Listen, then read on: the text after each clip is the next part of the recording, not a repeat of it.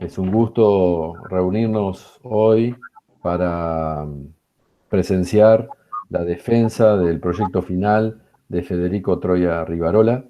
Proyecto final que, bueno, ya lo están leyendo, se denomina Alumbrado e Instalación Eléctrica para Canchas de Fútbol Profesional. Y el desarrollo del proyecto fue, digamos, de alguna manera tutoreado por Cristian Ruchetti y Gustavo Leal, y fue evaluado por los docentes Ray Brinks y Fernando Benger. El nombre de mi proyecto es Alumbrado e Instalación Eléctrica para Canchas de Fútbol Profesional. En este proyecto se resolvió la problemática presentada en una organización de la ciudad de La Barría, la cual cuenta con un equipo de fútbol. Este equipo comenzó jugando torneos amateurs y a lo largo de los últimos años escaló de categorías hasta poder participar de la Liga Local de Fútbol de La Barría. Para poder participar de este torneo, se requerían cumplir algunos requisitos como el de tener una cancha en condiciones para poder disputar partidos desde local, y a su vez esta cancha tener un sistema de alumbrado artificial para los partidos nocturnos. En principio, esta institución pensó en alquilar la cancha de algún club de la ciudad, pero terminó decidiendo aprovechar el terreno en el cual cuenta con una quinta y emplazar en el mismo dos canchas con medidas reglamentarias, y a las mismas instalarle un sistema de iluminación artificial y otro de riego. El principal objetivo de este proyecto es alumbrar eficientemente y con uniformidad los dos campos de juego, de manera de no alterar la visibilidad de jugadores, árbitros ni espectadores.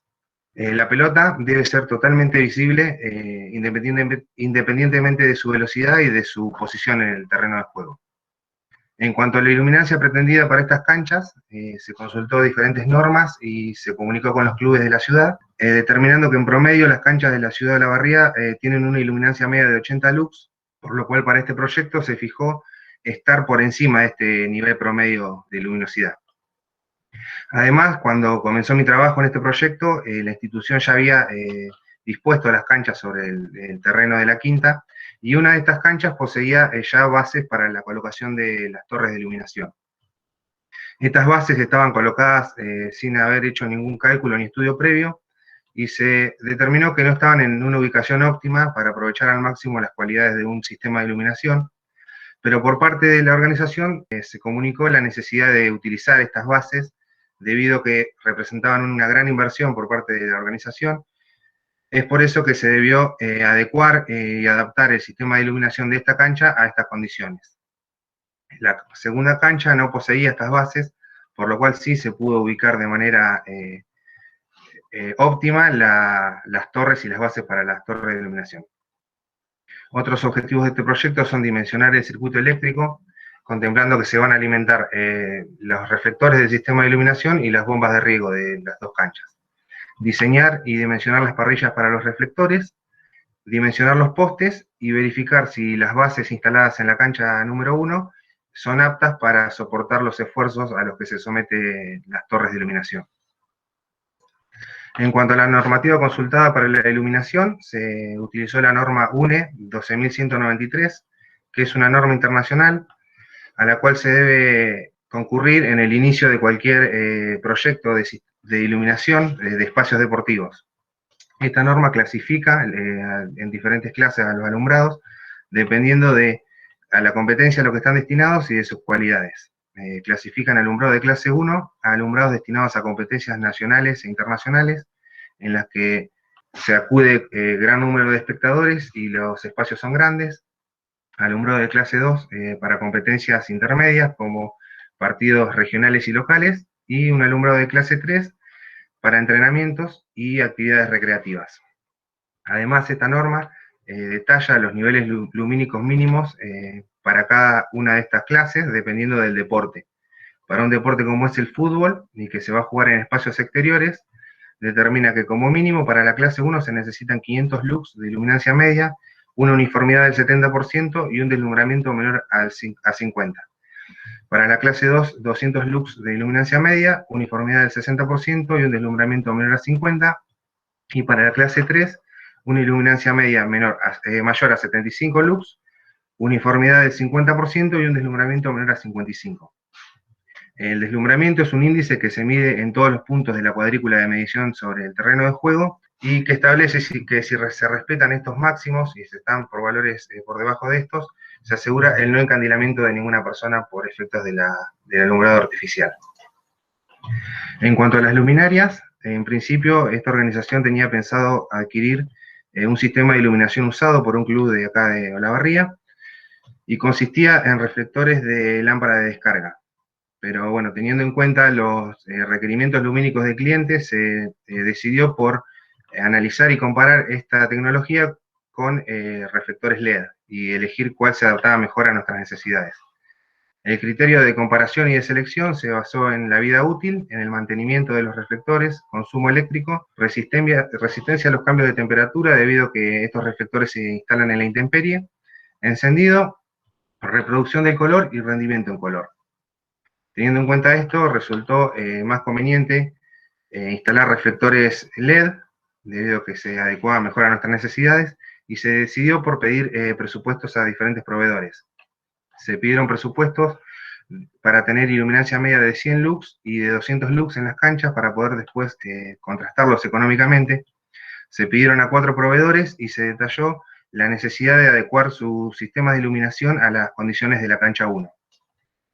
Una vez obtenidos estos presupuestos, se analizaron y se decidió por elegir la marca IEP en sus reflectores Ilion 2.0 de 460 watts, debido a que al compararlos resultó la opción más económica y de menor consumo eléctrico. Este fabricante detalló que para tener 200 lux de luminancia media era necesario instalar 36 de estos reflectores por cancha, y además, bueno, para estos reflectores se compraron solamente para la cancha número 1, pero se dejó afirmado ya que en un futuro se comprará el mismo equipamiento para la cancha 2 y de manera tal de poder dimensionar el sistema de alimentación eléctrica por completo. Antes de realizar esta compra, se verificaron si estos datos otorgados por el fabricante eran correctos mediante simulación. Se utilizó el simulador Dialux, en el cual se pudo importar un plano con las medidas reales de la cancha y las distancias a las torres de iluminación. Se instalaron los 36 proyectores y se utilizó una cuadrícula de medición para poder calcular los resultados lumínicos de esta cancha. Se obtuvo una iluminancia media de 217 lux, con una uniformidad del 54% y un índice GR máximo en algunos puntos de la cuadrícula de 54. Este índice es el índice de deslumbramiento. Si bien se obtuvo una iluminancia media que corresponde a la iluminación de clase 2, la uniformidad y el índice de deslumbramiento no llegaron a los mínimos establecidos para esta clase, por lo tanto se tiene un alumbrado de clase 3 para esta cancha. Otro factor que se tuvo en cuenta fue la iluminancia media de las áreas chicas, debido a que es un sector muy importante para el transcurso del juego. Y por el lado de la iluminación, es un área muy difícil de iluminar. Con esta configuración se tiene una iluminancia media en las áreas chicas de 121,7 y 122,3 lux. Y las torres deben tener una altura libre de 15 metros. Se constataron con esta simulación que eran correctos los datos del proveedor y se procedió a hacer la compra para esta cancha. Pero surgió el interrogante de si estas condiciones se podrían mejorar para la cancha 2, teniendo en cuenta de que esta cancha no posee las bases instaladas, por lo cual me propuse como un objetivo aplicar conocimientos y criterios de ingeniería para poder obtener mejores niveles lumínicos a menores costos en esta cancha. Comencé con el diseño de la misma, teniendo en cuenta las dimensiones del campo de juego, la distancia entre las torres y el lateral de la cancha, la altura de las torres y respetando los valores de los ángulos alfa y beta que se ven en pantalla, y obtuve que la altura mínima de las torres debe ser de 13 metros, y para esta altura la ubicación óptima de las mismas se encuentra a 4 metros de distancia de los laterales. Se procedió de igual manera que con la cancha número 1 simulando, y se obtuvieron los siguientes resultados. Se obtuvo un alumbrado de clase 2, con una iluminancia media de 226 lux, una uniformidad del 61%, y un índice de deslumbramiento máximo de 49. Se mejoró la iluminancia media en las áreas chicas, teniendo 144,3 lux y 142,7 lux en el otro área, y con una altura de torre de 13 metros libres. Por lo cual se puede verificar que haciendo un análisis previo antes de ubicar las torres de iluminación, se pueden tener mejores resultados a un menor costo. En cuanto al diseño del circuito eléctrico, se analizaron 3 tipos de tendidos de conductor: aéreo, subterráneo y en ducto subterráneo. El tendido aéreo representó la opción más económica, con una vida útil de hasta 25 años, con ventajas a la hora de encontrar averías para mantenimiento, pero la desventaja de que los conductores están más expuestos al viento, a factores climáticos y accidentes, por lo cual están más expuestos a estas averías.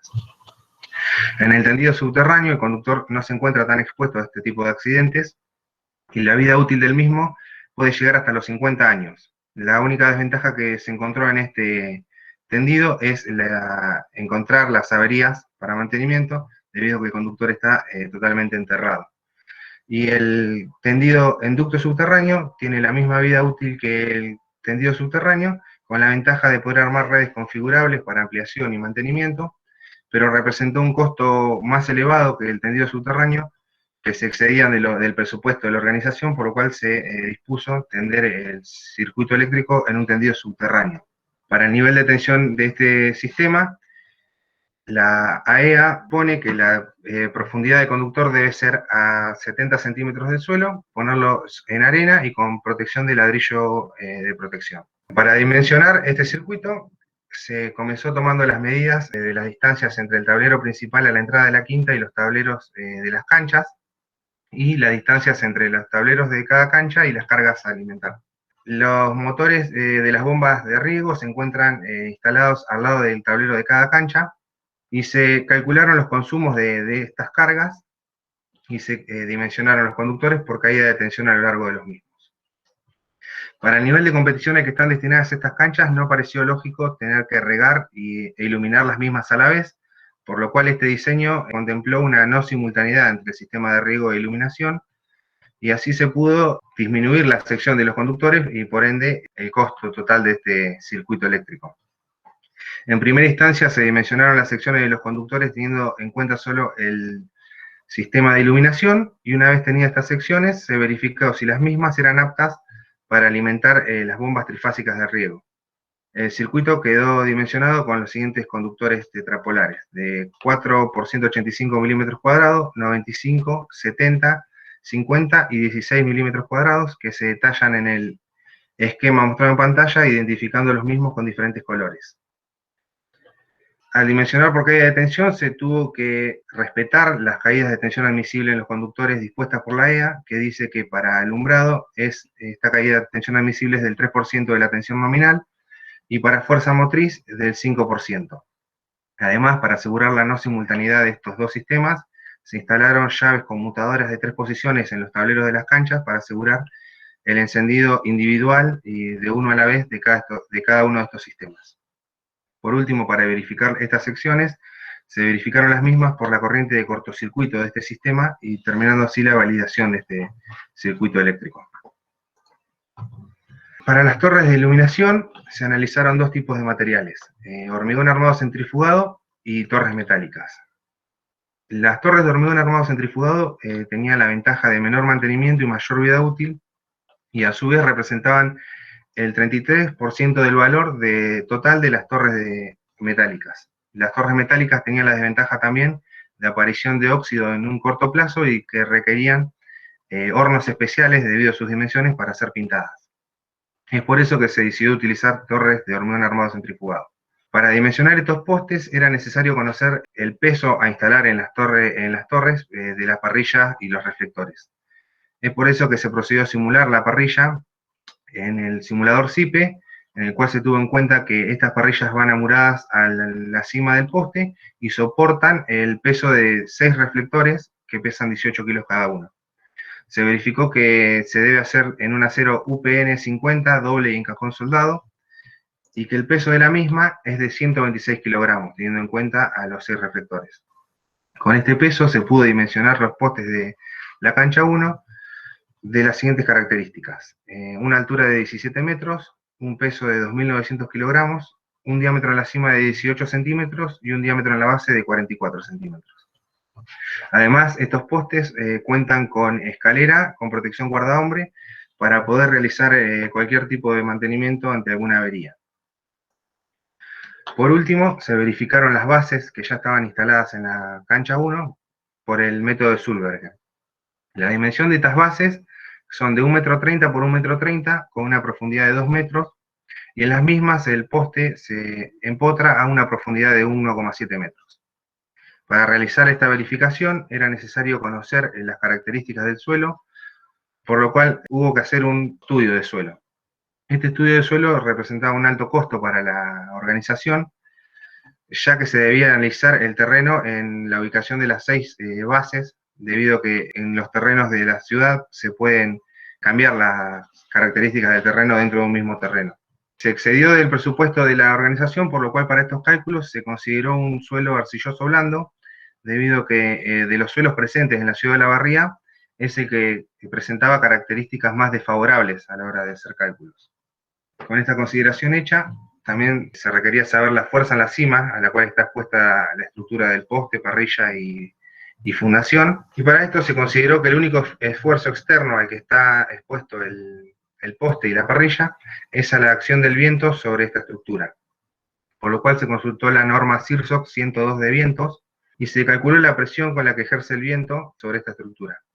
Teniendo en cuenta las velocidades máximas del viento para la región, características geográficas del terreno y la naturaleza de ocupación de la quinta, se determinó que esta presión máxima es de 2.528,9 newtons sobre metros cuadrados, y con esta se pudo simular nuevamente en CIPE el área efectiva de la parrilla unida al poste y expuesta a esta presión de viento de manera perpendicular a la estructura, determinando así que la fuerza en la cima del poste es de 328 kilogramos.